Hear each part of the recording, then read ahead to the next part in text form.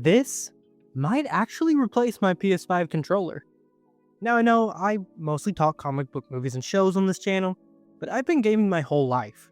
And if I'm not editing or watching something, I'm usually on Marvel Rivals or Fortnite. So when I got the chance to check this out, I actually wanted to give it a real test. This is the Gamrombo wireless controller. It works on PS5, PC, and mobile. And it's sitting around 45 bucks right now, which is basically half the price of a standard DualSense. Now, I'm really picky about how controllers feel, but this one actually surprised me right out the box. Can you tell I was excited? The handles have a really solid texture. Even the triggers have grip, which helps if your hands get as sweaty as mine.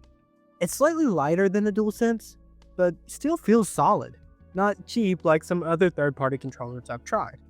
I also really like the shape. It flares out just a bit, which feels better during longer sessions. And no surprise mini controller like back in the day.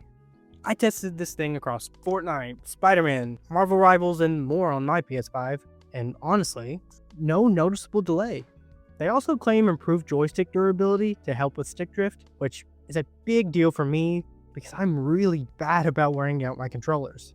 So yeah, it's like a standard PS5 controller, just with a few more features a stock one doesn't come with. Back paddles if you want them, placed well so they don't get in the way, a turbo button, which I may or may not have used on Fortnite X PMFs, and more like strong dual vibration, motion controls, a built-in speaker, and a 3.5mm headphone jack. And yeah, the RGB lighting is actually pretty cool too. You've got 7 different colors and 3 lighting modes you can cycle through with a dedicated button. But if RGB isn't your thing, you can turn it off completely.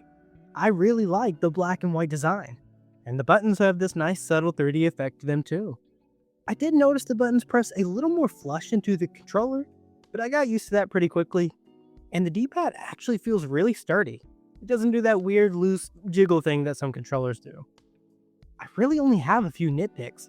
The left trigger on my unit had a slight click, the right side didn't. Some of the buttons had a bit of a metallic reverb sound, but I didn't notice it while gaming. One button seems slightly tilted, but again, it doesn't affect gameplay at all. And there's a tiny gap where the black and white plastic meet, so you can see a little light bleed, but it's on the bottom, so you're never even going to notice. I was originally gonna let my fiance use this controller, but now I'm kinda thinking I keep this one and give her my old one instead. If you want something cheaper than a DualSense that still feels legit for everyday gaming, this is actually worth checking out. They did send this one out for me to try, but all opinions are mine based on my own testing. So what do you think? Is this something you'd actually add to your setup?